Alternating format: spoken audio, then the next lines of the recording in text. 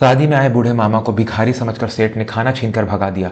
लेकिन जब अगले दिन कोर्ट में सबसे बड़े जज की कुर्सी पर उसी बूढ़े को देखा तो सेठ की पतलून गीली हो गई। बनारस का वह सबसे महंगा बैंकेट हॉल रोशनी से नहाया हुआ था। शहर के जाने माने बिल्डर और रसूखदार सेठ विक्रांत सिंह अपने इकलौते बेटे की शादी का जश्न मना रहे थे। हर तरफ विदेशी फूलों की सजावट थी, 56 भोग की महक हवा में तैर रही थी और शहर के बड़े बड़े नेता, अफसर और व्यापारी वहां सिर झुकाए खड़े थे।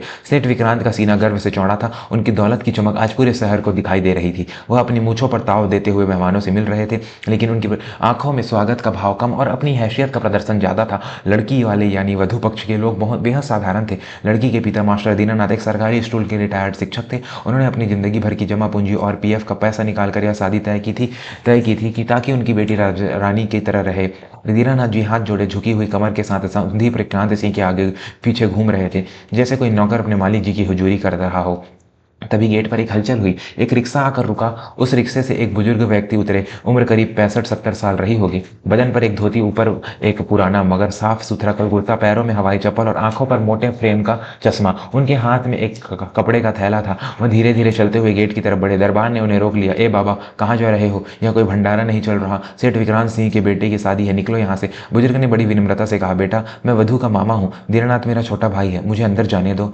दरबान हंसा। अरे जाओ बाबा, तुम्हारे जैसे मामा यहाँ रोज आते हैं। देखो अपना हुलिया और देखो अंदर का माहौल। शोर सुनकर दीनानाथ वहां दौड़ आए। अपनी पत्नी के बड़े भाई यानी माधव बाबू को देखकर उनकी आंखें भर आई। माधव बाबू ने कभी शादी नहीं की थी। वह हिमालय के किसी आश्रम में रहते थे या देश भ्रमण करते थे। परिवार के संपर्क बहुत कम था। 8-10 साल बाद वह अपनी भांजी की शादी में आए थे। दीनानाथ ने दरबान को डांटा और माधव बाबू का सम्मान अंदर ले गए। माधव बाबू अंदर पहुंचते तो वहां की चकाचौंध देखकर मुस्कुराए। उन्होंने एक कोने में जाकर अपनी भांजी को आशीर्वाद दिया और अपने थैले में एक छोटी सी पुरानी डिब्बी निकालकर उसके हाथ में रख दी। फिर वह एक कोने में रखी कुर्सी पर बैठ गए। उन्होंने सुबह से कुछ खाया नहीं था। वेटर ट्रे लेकर घूम रहे थे, लेकिन माधव बाबू के कपड़ों को देखकर कोई उनके पास नहीं आ रहा था। तभी सेठ विक्रांत सिंह की नजर उन पर पड़ी। अपनी महफिल में एक ऐसे साधारण बल्कि गरीब दिखने वाले व्यक्ति को देखकर उनका पारा 7वें आसमान पर पहुंच गया। वह गुस्से से तमतमाते हुए वहां आए। उनके साथ उनके चमचे भी थे।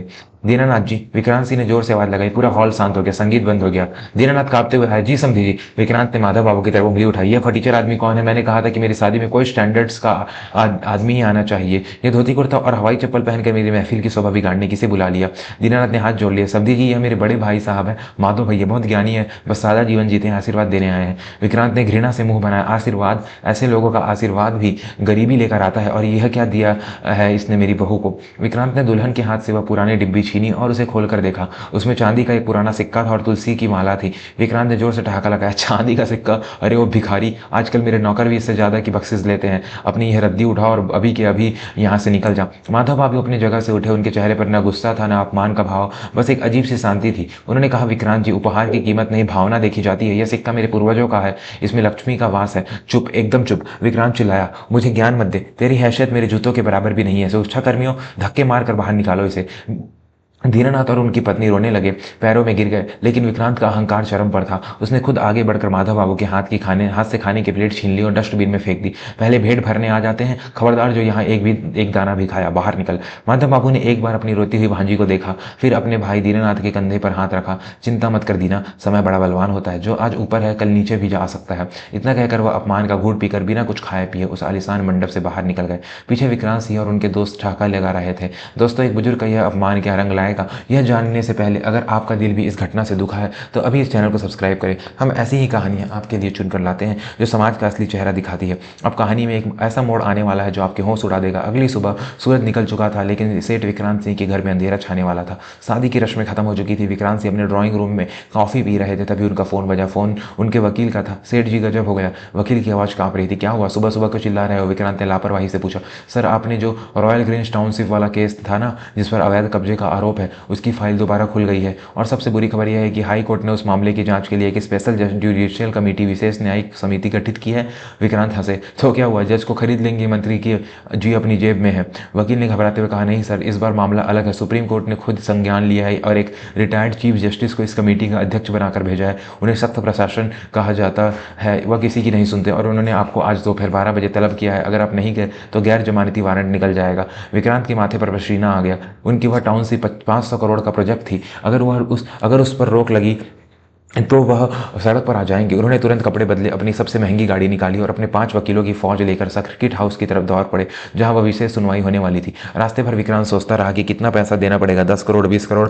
उसके लिए हर आदमी बिकाऊ था। सर्किट हाउस के बाहर भारी पुलिस बल तैनात था, मीडिया वाले भी खड़े थे। विक्रांत सिंह को एहसास हुआ कि मामला वाकई गंभीर है। वह अंदर दाखिल हुए। बड़े कॉन्फ्रेंस हॉल में सन्नाटा पसरा था। एक लंबी मेज के उस पर एक कुर्सी घूमकर रखी थी, जिस पर चेयरमैन बैठा था। विक्रांत अपने वकीलों के साथ खड़े हो गए। माय लॉर्ड, मैं विक्रांत सिंह हूँ। शायद कोई गलतफहमी हुई है। हम इस मामले को यहीं रफा दफा कर सकते हैं। आप बस हुक्म कीजिए, सेवा का मौका दीजिए।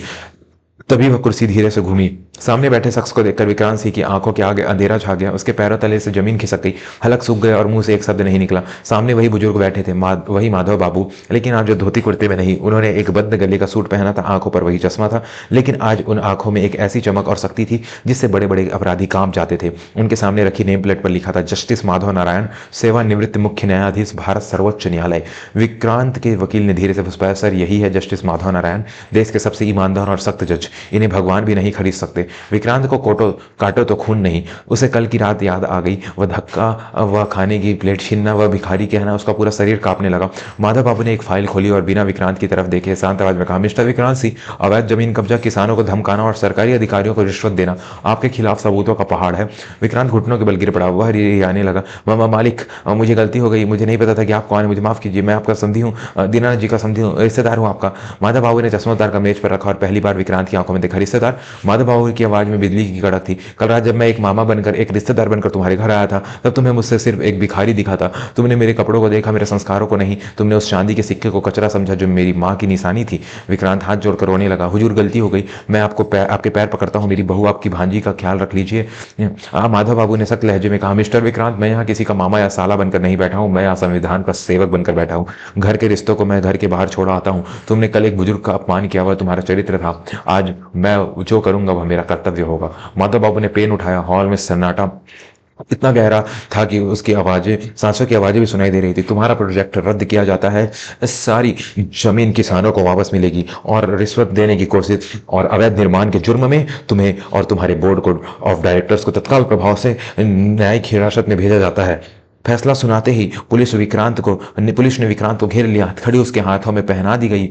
और वह आदमी जो कल तक शहर का राजा बना फिरता था, आज वह एक पल में कैदी बन चुका था। जाते जाते उसने मुड़कर माधव बाबू की तरफ देखा, जैसे भीख मांग रहा हो। माधव बाबू ने बस इतना कहा, विक्रांत, इंसान की पहचान उसके कपड़ों से नहीं, उसके कर्मों से होती है। दौलत आज है, कल नहीं होगी, लेकिन किसी की आत्मा को दिया गया घाव कभी नहीं भरता। जाओ, जेल में तुम्हें सोचने का बहुत वक्त मिलेगा। विक्रांत को पुलिस घसीटते हुए ले गई। शाम को जब वह खबर दीनानाथ जी तक पहुंची तो वह दौड़ते हुए सर्किट हाउस आए। वह डरे रहे थे कि कहीं उनकी बेटी की शादी न टूट जाए, लेकिन माधव बाबू ने उन्हें गले लगा लिया। चिंता मत कर दीना, माधव बाबू ने मुस्कुराते हुए कहा, विक्रांत का बेटा एक अच्छा लड़का है, उससे अपने पिता की पापों की सजा नहीं मिलेगी। मैंने उस लड़के से बात की है, वो अपनी मेहनत से जिएगा, अपने बाप की हराम की कमाई से नहीं। तुम्हारी बेटी अब राजरानी नहीं बल्कि एक स्वाभिमानी पत्नी बनकर रहेगी। और रही बात विक्रांत की, तो उसे अहंकार का पाठ पढ़ाना जरूरी था। उस दिन शहर ने देखा कि ताकत पैसों में नहीं, चरित्र में होती है। वही फटीचर मामा असल में वह शेर था जिसने दहाड़ बिना ही शिकार कर लिया था। दोस्तों, इस कहानी का अंत अभी बाकी है, लेकिन उससे पहले एक छोटा सा निवेदन। अगर आपको लगता है कि माधव बाबू ने सही किया तो वीडियो को लाइक जरूर करें और कमेंट में जय हिंद या सत्यमेव जयते लिखना ना भूलें। आपका एक शेयर किसी अहंकारी की आंखें खोल सकता है। उस घटना के बाद शहर का माहौल बदल गया। विक्रांत सिंह की गिरफ्तारी ने बड़े बड़े धनपतियों के मन में खौफ पैदा कर दिया।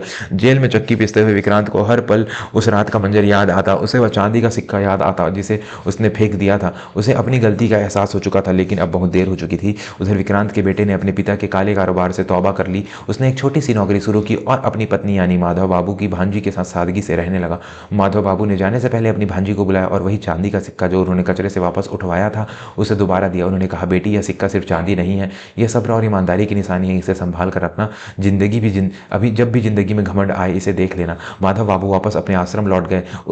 अपनी उसी पुरानी धोती और हवाई चप्पल में उन्होंने साबित कर दिया कि बड़ा आदमी वह नहीं जिसके पास महल हो, बड़ा आदमी वह है जिसके पास विचार ऊंचे हो। कहानी की सीखा में कभी भी किसी व्यक्ति के बाहरी रूप रंग या कपड़ों से उसकी औकात नहीं आंकनी चाहिए। समय का पहिया कब घूम जाए कोई नहीं जानता। जो आज आपके दरवाजे पर याचक बनकर खड़ा है, हो सकता है कल वही आपका भाग्य विधाता बन जाए।